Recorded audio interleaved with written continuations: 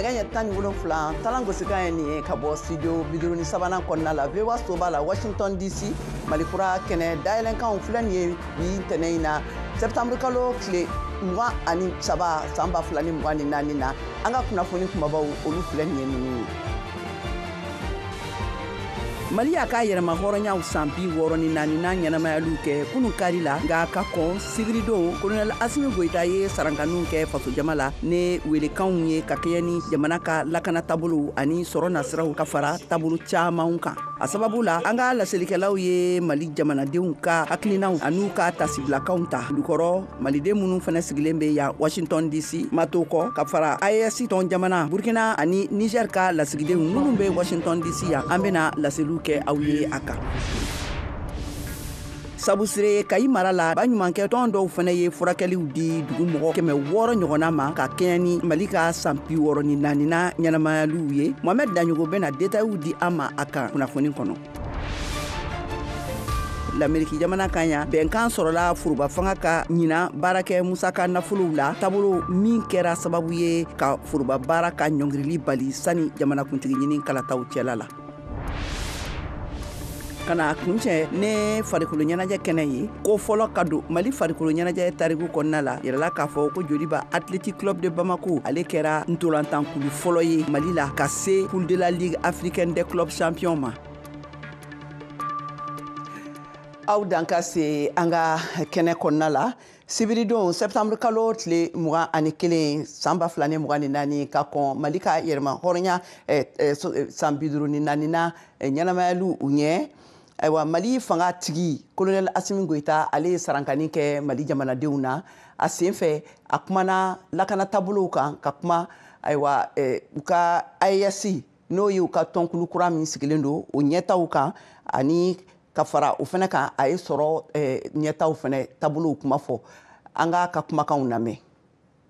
Maliennes, Maliens, mes chers compatriotes, nous devons suivre résolument. Malidenw, fasodenw, an k'an ka to sira mun taara ɲinaya san 64 ye bɛɛ tasibila kɛ ka ɲɛsin mɔgɔ minnu tora faso makarali sira kan. Lakanako o ye malidenw haminankoba ye hali bi. Ɲina an ka kanabilali seli ale bɛnna wagati ma wagati min ni an ka finitigilakaw faama olu bɛ wuli ka jɔ la yaasa an ka dugukolo fɛrɛkɛnɛ bɛɛ bɛ se ka kɛ an ta ye cogo min na ka tila ka jatigɛwale kɛlɛ ka bɔ ye ani finitigilakaw olu segira Ber, Tessalit, Anefis, Kidal, ani Agelhok. Jatigɛwale mun kɛra taratadon septembre kalo tile 17 o b'an hakili jigin hali bi ko an ka dɔ fara cɛsiri kan ani an ka hakili to an yɛrɛ la ni misaliya ɲuman ye wagati bɛɛ kɔnɔna la bɛɛ tasibila kɛ ka ɲɛsin u bagara ni minnu ma k'olu faga fugariya kɔnɔna la ni binkali fugariman ye bɛɛ dɔw dakɛ fɛnɛ minnu banana olu fɛnɛ ye ani bɛ foli lase finitigilakaw ma malidenw fasodenw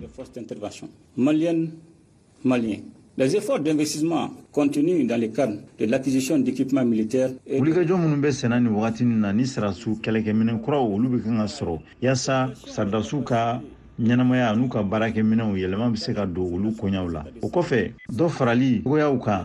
ani kokɔnɔmadoli AES kɔnɔna la ni o ye Saheli cɛncɛn fuga jamana 3 ye o bɛ senna hali bi malidenw fasodenw yaasa ka se ka danaya sinsin jamanadenw ani jamana baarakɛminɛw ni ɲɔgɔn cɛ an ka kiribulon ale kɔni y'i bɛrɛ bɛn o kɔɲa ma ni o ye ka ɲangilibaliya k'o kɛlɛ malidenw jamanadenw bɛɛ aw fɔ aw ka cɛsiri la aw tora aw ka danbe o kɔnɔna la hali n'a y'a sɔrɔ wagati ka gɛlɛn kosɛbɛ o kosɔn an b'a yira k'a fɔ ko nafaba de b'a la ko an ka sɛrɛw bɛ cogoya min na kɔlɔlɔ ye gɛlɛya minnu bɛ lakanabaliya fanfɛla la ni o nana dɔ fara sardasu minɛnw ani walima sardasu mago bɛ minɛn minnu na olu sɔngɔw cayali kan ka tɛmɛ fan tɔw kan bɛɛ la an ka jamana a ye mara kɛ jɛlenya kɔnɔna la ani ni hakili ye san 2024 wagati la an ye hakilila dɔ bila sen kan sɛnɛ ale yakubayali kan ni o ye ka sɛnɛ bila bɔlɔlɔ siraw olu k'o lawaleya mun ye kɛnɛya ani fasojama ka ɲɛtaga sababuya la wulikajɔ dɔw bilala sen kan yaasa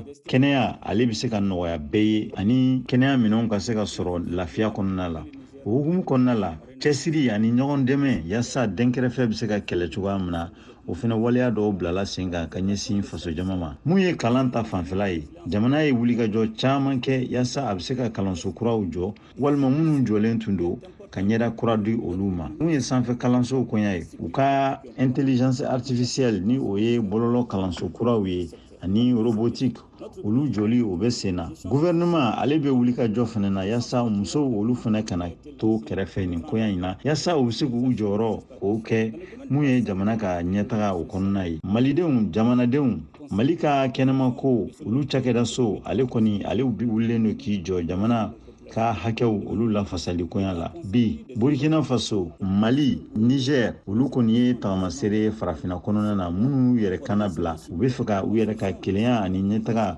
k'o kura k'o bila sen kan. Mun ye Confédération des États du Sahel ye ni ale bilala sen kan juillet kalo tile 6 san 2024 ale kɔni kɛra ko ɲɛnamaba de ye an ka farafina gun kɔnɔna la ani o kɔkan yɔrɔw la. Jisɔn ni mun kɛra an ka jamana kɔnɔna la jamana ɲɛmɔgɔw ye foroba cakɛda kasarasoba dɔ bila sen kan yasa ale bɛ se ka wuli ka jɔ kɛ ka dɛmɛ don mɔgɔ minnu ye kɔlɔlɔ sɔrɔ nin koɲa in na. An bɛna ko gɛlɛn minnu fana bɛ faso jama la nin wagatinin na o ye kuranko ye yasa faso jama bɛ se ka kuran sɔrɔ nɔgɔya kɔnɔna la. Foroba bɛnkan sɛbɛn ni ale bilala sen kan bɛn ani kelenya o jidili la o fana bɛna kɛ sababu ye yasa sigiɲɔgɔnya kɛli bɛ se ka nɔgɔya cogo min na. Mun ye biennale ni ale yamariyara ale fana ye sababuya ye mun bɛna se ka sifinakaw kolonso ɲɔgɔn na kelenya sɔrɔli ko la. N'an farala ɲɔgɔn kan malidenw o de la an ka laɲiniw bɛ se ka sɔrɔ. An fɛ an ka baara kɛ yasa kalata minnu ka kan ka na ni olu ka se ka kɛ sababu ye an ka jamana ka se ka ɲɛda kura da an ka kanabilali o kɔnɔ sira kura o kan. Ka kɛ ne ni hakilina kelenw ye n'o ye Mali ka yɛrɛma hɔrɔnya san 64 na olu ɲɛnamayaliw ye a yirala k'a fɔ ko kɛnɛ min tun kan ka sigi n'a tun bolodalen don fasojama ani fasojama ye kulukɔrɔkaw fɛ yen nɔ lawaleyali o taara lawaleya kan de kɔnɔna na ka sababu kɛ lakanako yɛrɛ taabolow ye. Pascal Traoré VOA Bambara ka laselilikɛla lamɛn a kan.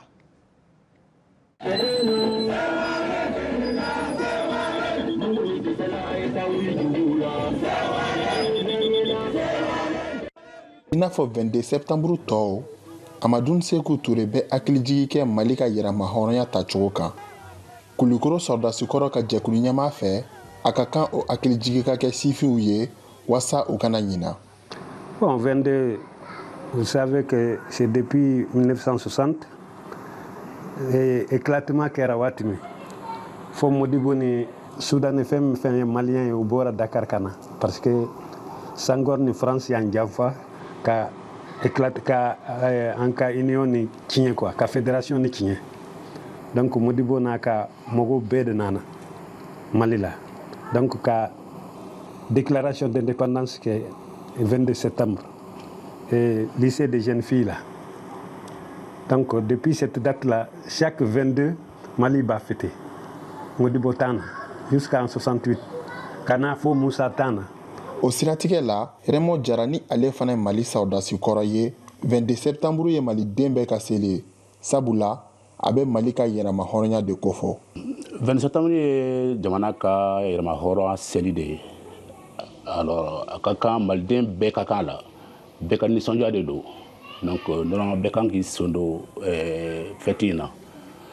Fɔlɔ a tun bɛ kɛ cogoya min na, o tun bɛ kɛ farasiw fɛ ka civiliw nisɔndiya ni défilew ani tulonkɛw ye pour ka jamanadenw nisɔndiya. An kɔni ye an ka waatiw kɛ o cogoya de la. San o san an bɛna défilé kɛ Bamako boulevard ba kan. Donc bɛɛ bɛ na, corps bɛɛ bɛ défilé, matériel bɛɛ bɛ défilé, u bɛ sɔrɔdasiya ɲɛfɔ mɔgɔw ye alors ka jamanadenw nisɔndiya. Walasa ka Mali ka yɛrɛma hɔrɔnya seli tun diya Malidenw bolo ani Mali sɔrɔdasiw bolo, médaille tun bɛ di mɔgɔ minnu tun ye baara ɲuman kɛ o san kɔnɔ. Amadou Sékou Touré b'a sinsin o kan kosɛbɛ. Oui, chaque 22 trophée bi di, médaille bi di mɔgɔw ma o méritant. Baarakɛlaw min y'u ka baara kɛ ka ɲɛ. Kan kɔnɔna u bɛ médaille di militaire ninnu ma, o bɛ jalakura d'u ma. Seguba Traoré, yiri baarakɛla ka bɔ Kulukoro, tɛ ɲinɛ k'a fɔ ko Mali ka yɛrɛma hɔrɔnya seli kɛra sɔrɔdasiw dɔrɔn de ta ye. Sabula, jamana bɛ faratili kɔnɔ. A bɛna fɛti ka jamana to bolo wɛrɛw ka tuguni minnu ni an sagoya tɛ halisa. An bɛ dugawu halisa Ala ka a k'an sagoya ye. Ka sɔrɔ an bɛ 22 cogo min na fɔlɔ la, 22 ko an ka fɛti ba ye. An b'a se dɔrɔn bɛɛ bɛ nisɔndiya, bɛɛ bɛ ka fɛti kɛ. Mais sisan 22 kɛra sɔrɔdasiw ka fɛti de ye. Civil sɛbɛnni ka bɔ a la. Sinon 22 kun ye civil ka fɛti de ye. A bɛ san caman bɔ sisan Mali ka yɛrɛma hɔrɔnya seli tɛ ka kɛ tuguni. K'a sababu kɛ jamana bɛ faratili kɔnɔ. O de kama jamana ɲɛmɔgɔw ye fɛɛrɛw sigi sen kan min ye ka 22 septembre seli kɛ sɔrɔdasiw ka dagaw kɔnɔ walasa ka jamanadenw lakana. Maliden minnu fana sigilen bɛ Washington DC yan nɔ ma to kɔ yɛrɛma hɔrɔnya ɲɛnamayali ninnu kɛnɛsigi la ayiwa u ye kɛnɛsigi kɛ Mali lasigiden ale ka yamaruya kɔnɔna la Modibo Danbele tun bɛ a kɛnɛ kan an ka a lamɛn.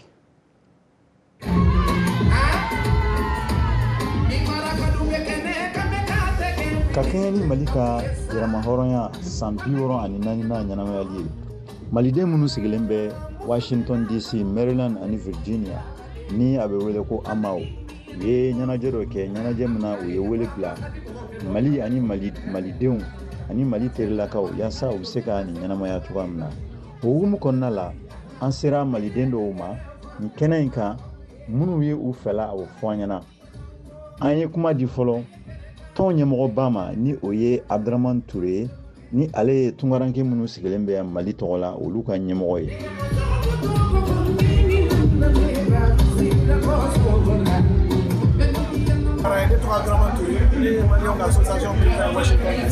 Vraiment ne sewalen don kontanen don Mali ka indépendance de a ka san 64 vraiment an wasalen don an b'a ɲini maliyɛnw fɛ Mali gɛlɛya kɛra cogo o cogo an ka indépendance don an ka bɔ k'o to ten yɛlɛma hɔrɔnya don mɔgɔ minnu y'u yɛrɛ faga yɛlɛma hɔrɔnya d'a ma a ka kan san o san n'o sera an ka jɛ k'o fɛti kɛ an hakili jigin o la an b'a fɔ tɔn wɛrɛ kɛ o ye vraiment k'u hakili sigi parce que dankariba wale min bɛ ka kɛ Mali kɔnɔna la sisan vraiment terroristes ka ko an bɛ vraiment d'accès de prise de vigilance, il y a la distraction d'abord. Pour les sécurité mahalsa, on peut pas la amado, on va juste pour que on nous met à nous, on a c'est la fia, parce que tant que les Mali la fia, on doit regarder c'est la fia. Abdraman Touré ale kɔfɛ an ye kuma di fɛnɛ Mali ka lasigiden mun bɛ yan ni ale ye Sékou Berté. Nous sommes 3 pays qui traversons une crise difficile. Ale fɛnɛ y'a fɛla fɔ kɛnɛ in kan a m'a ka nisɔndiya a m'o dogo fiyewu. Ni ce i ka ɲininkali la an nana bi ka n'a yɛrɛ sɔrɔ yan association dɔ bɛ yan ko association des Maliens de Washington donc olu y'an invité ka Mali indépendance organiser nin y'a san 64 ye k'an ka na an ka fɛtɛ ɲɔgɔn fɛ donc an nan'o la mais n y'a f'u ɲɛna an bɛ waati min na bi ani waati tɔw tɛ kelen ye parce que ça fait plus de 10 ans ani mɔgɔ jugu bɛ ɲɔgɔn na n'o ye terroriste ye bon a tɛ tile dama dama bɔ taara bin an kan Bamakɔ an ka sɔrɔdasiw kan donc an bɛ foli kɛ minnu sara terroriste kɛlɛ la Ala ka yafa k'u ma Ala ka hinɛ u la Ala k'u dayɔrɔ suma waati ma nɔgɔ waati ka gɛlɛn mais an k'an tigɛ di ɲɔgɔn ma an bɛ waati min na bi pour que an ka nin waati tɛmɛ parce que problème kɛra cogo o cogo an bɛɛ ye maliyɛn de ye ko gɛlɛyara cogo o cogo an bɛɛ ye maliyɛn de ye dugu wɛrɛ t'an bolo ni Mali tɛ donc an k'an tigɛ di ɲɔgɔn ma ko min bɛ sen na ka ɲɛsin an ma an k'an tigɛ di ɲɔgɔn ma k'a kɛlɛ k'a bɔ an da la mɔgɔ jugu ninnu u tɛ foyi dɔn u ka sira tɛ foyi la tiɲɛni kɔ fagali kɔ. Donc, vaincre ce que nous subissons aujourd'hui qu'est le terrorisme. Ale kɔfɛ maliden caman olu fɛnɛ bɔra ka n'u fɛla fɔ i b'a fɔ an balimamuso Adam Wolegem ni ale ye kunnafonidila ye mun fɛnɛ sigilen bɛ Washington DC. Ne b'a ɲini vraiment Mali bɛ dingɛ min kɔnɔ Ala ka Mali bɔ a kɔnɔ Ala ka faso yiriwa Ala ka kɛ maliyɛnw ka don da kelen fɛ ka bɔ da kelen fɛ Ala kana ni bɛn ye Mali kɔnɔ n'i y'a mɛn ko Mali kura maliyɛn kura de fɔra maliden kura de fɔra mɔgɔ bɛ k'a fɔ ko Mali kura tɛ dɛ an mago bɛ maliyɛn kura de la maliden kura k'a fɔ ka bɛn ka don da kelen fɛ ka bɔ da kelen fɛ Ala ka Mali bɔ nɔgɔ la Ala ka faso yiriwa. I bɛ mun fɔ tungarankew ye? Voilà, ka fara ɲɔgɔn kan. Ne b'a la an muso dama fara ɲɔgɔn kan ka AES créer a mɛnna kabini 8 mars tɛmɛnen. An bɛ fɛ communauté bɛɛ ka fara ɲɔgɔn kan ka se ka jɛ ka baara kɛ ɲɔgɔn fɛ. Yala ne kɔni ko tɛ ne bɛ communauté kɔnɔ o de bolo. Ne b'a la ne b'a bɛɛ la. Voilà ne bolo l'unité ou succès. Afrique tɛ se ka bɔ ɲɔgɔn na ni Afrique ma fara ɲɔgɔn kan. Et pour Madame Touré Adam Kone, ne nana Malika 22 septembre patel la ɲɛnajɛ la. Muso tɔgɔ la ne bɛ min fɔ an ka dɔ fara cɛsiri kan. Mali muso furanama ye cɛsirilaw de. An ye an denw lamɔgɔ ɲɛ, an ye min an ka maakɔrɔw la. Donc an ka dɔ fara cɛsiri kan ka denmisɛnninw ka kalan ta ba la halisa. Et puis comme Mali bɛ gɛlɛya dɔw kɔnɔ nin wagati in na, an ka dɔ fara cɛsiri kan an ka denmisɛnninw ladon ka ɲɛ, an ka hakili to an ka jamana la. Aminata Traoré an sewalen don vraiment an sewalen don nka sani sewa ka na an bɛ fɛ ka foli kɛ an ka denmisɛnnin minnu fatura semaine min kɔnɔ fɛn acte terrorisme mais an bɛ fɛ u k'a dɔn que u tɛna na se ka an ka joie bɔ yen nɔ an ka indépendance joie u tɛna se k'o ta. O kɔfɛ Sheikh Amala Jabate ni ale bɛ wele ko Grand Griot de Washington ale fana y'a fɛla fɔ nin kɛnɛ in kan ni o ye k'a fɔ ko malidenw kan ka sewa ani k'u tɛgɛ di ɲɔgɔn ma ka da wagati yɛrɛ cogoya kan. Moi c'est le Grand Griot de Washington, Sheikh Amala Jabate. C'est aujourd'hui notre anniversaire de l'indépendance du Mali. C'est la raison pour laquelle on est tous là, très contents. Quand on va que Mali, Alaka Sidjani Kenan Labankoumani, Alaka Nkambe, Alaka Andjoro Betiti Sanfelama. On est très fiers d'être Maliens. Ni Renan Ali Amérique, Tien Rola, Nico Malien, Abika Koberi Noya, Mali Barga Touré, Mali Islamé Kamanaï. Malien, ala ya milo ko wasitera. Ni no dugu dimamba albi ambe do oke. Ala ka an kame ka do fara dugu indiaka. Awu ni dele ambe ro ambe dia de no vante problème fait. Il y a ça fara tra na jamana na. On est toujours comme ça. Albi bega sentir serré. O kana ina ere vante so ana na tunga la. Ko tunga mala lo ko duma. Donc la kan hakili to an yere la. An ni fait ala ka ke so fait ka ni maska.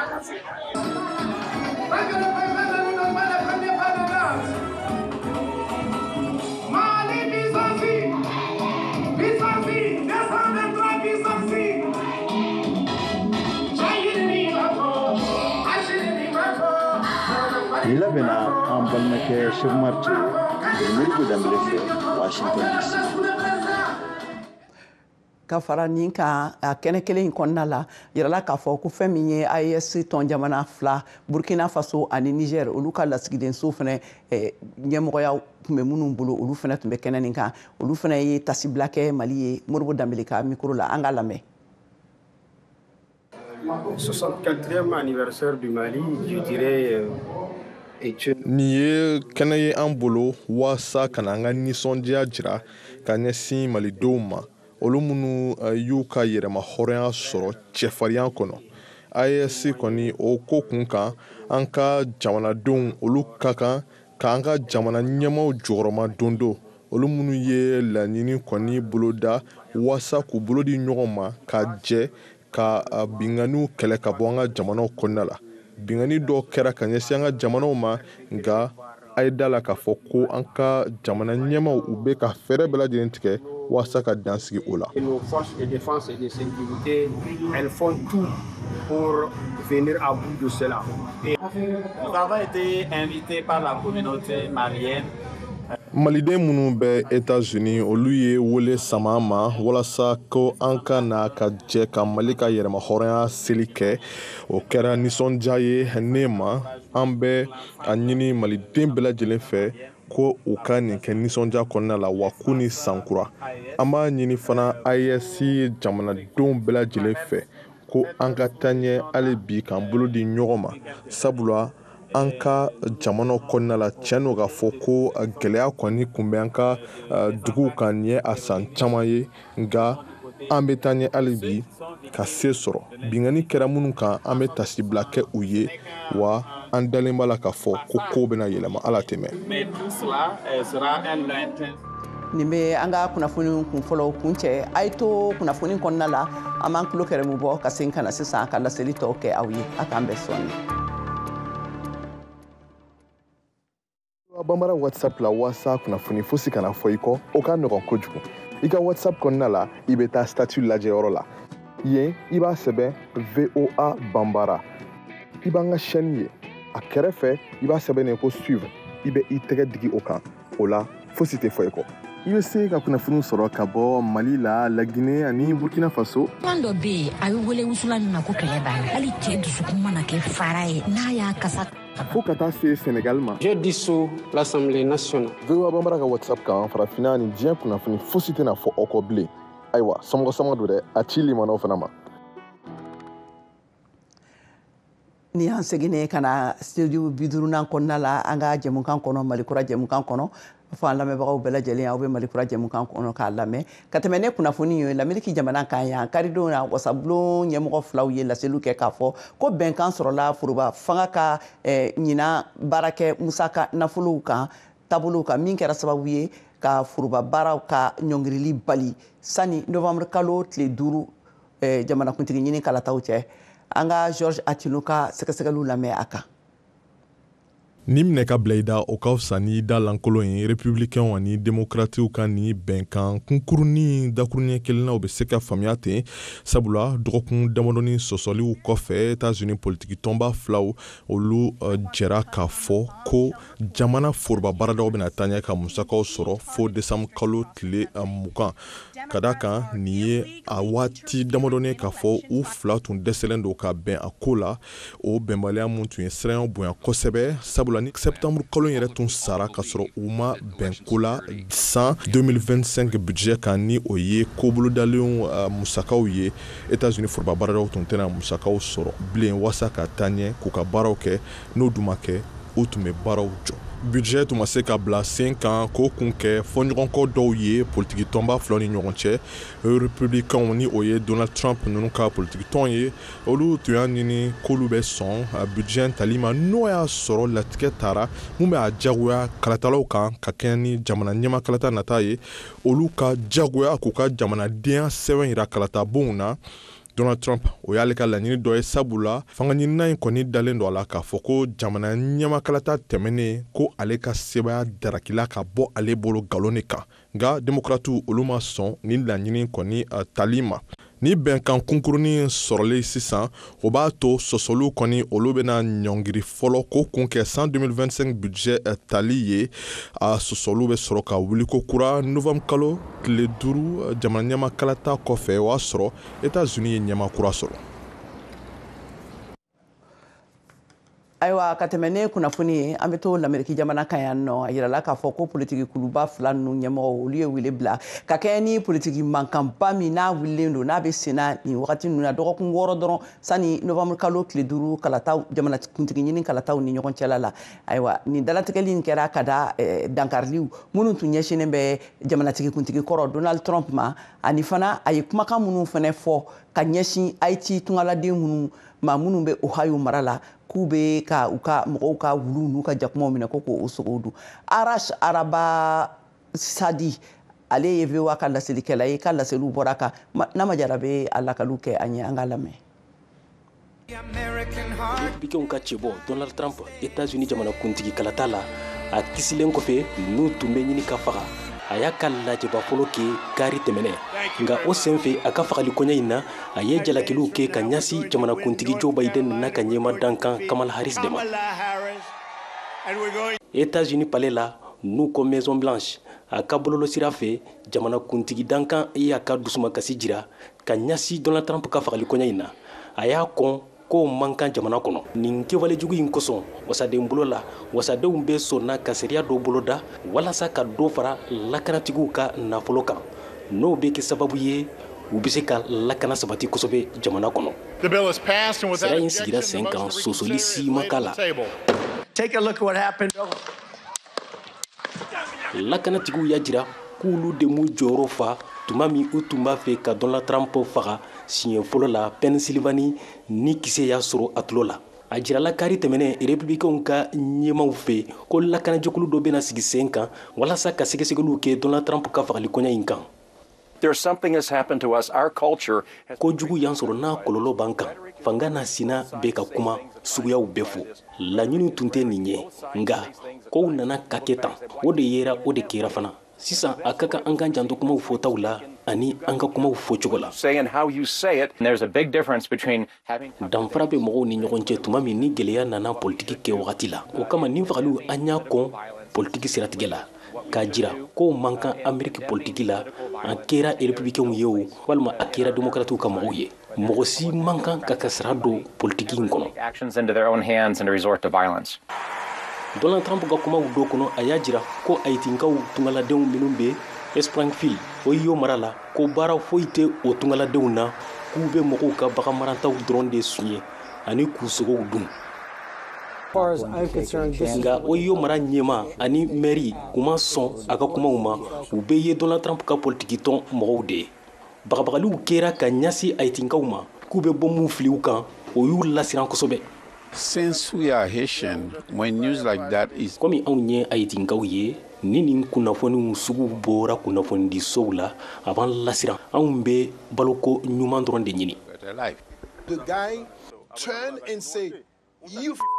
Asians." Weleli kan cayara nin don labanw na walasa mankanw ka dabila cɛbɔ filaw ni ɲɔgɔn cɛ nka hali bi mankanw kɔni bɛ sen na cɛbɔ fila ninnu ni ɲɔgɔn cɛ u ka campagnew senfɛ. If Kamala Harris is re-elected, she will kill the American dream forever. Ni Kamala Harris kɛra jamanakuntigi ye a bɛ Ameriki jamanadenw bɛɛ makosa a dɔnniya t'a la ka kɛ jamanakuntigi ye nka ne t'a fɛ ka kɛ mɔgɔ murubali ye ka kumaw dɔ bɔ n da wa a tɛ se ka kɛ jamanakuntigi ye. She's not competent. We got folks running as Republicans for government. Mɔgɔw dɔ bɛ kɛ mara ɲɛmɔgɔ ye nka a laban jagoya mara b'u k'u bolo kunnawolo ye. Wa anw yɛrɛ b'a dɔn danfara bɛ mɔgɔw ni ɲɔgɔn cɛ kɛtaw la minnu b'u yɛrɛ jira yan. There's a gradual difference between the folks that are running here. Kalataw daminɛna ka ban maraw dɔ kɔnɔ yan ni kalata don cɛ n'o ye novembre kalo tile 5 nata ye.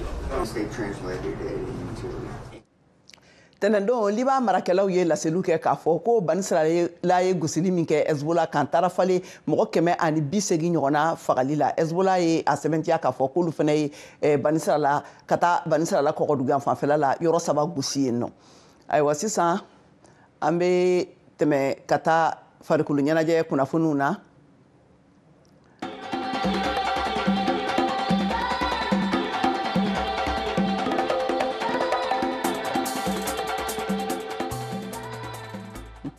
Joliba ye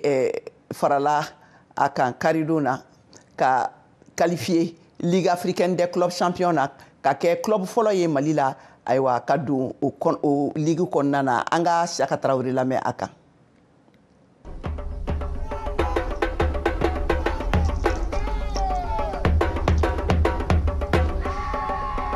Serentolanta Bunagun kan Joliba Athletic Club donna Ligue africaine des clubs champions phase de poule la ko belebele Mali Serentolanta bolo kada kan ni ya siɲɛ fɔlɔ ye Mali club ka se ni hakɛ la a kɛra nisɔndiya belebele ye Joliba ɲɛmayaso bolo a Serentolantanaw a senkɔrɔmadodobaw a ka diya Mali Serentolanta ɲɛmaw a n'a kanubaw bolo hakilina jiginna kunu kari septembre kalo tile 12 san 2024 na Asco de Kara ka bɔ Togo ale bina Joliba Athletic Club ɲɛkɔrɔ Asco de Kara Kanankolo Joliba cilu 1 a ɲɔgɔndan tana Togo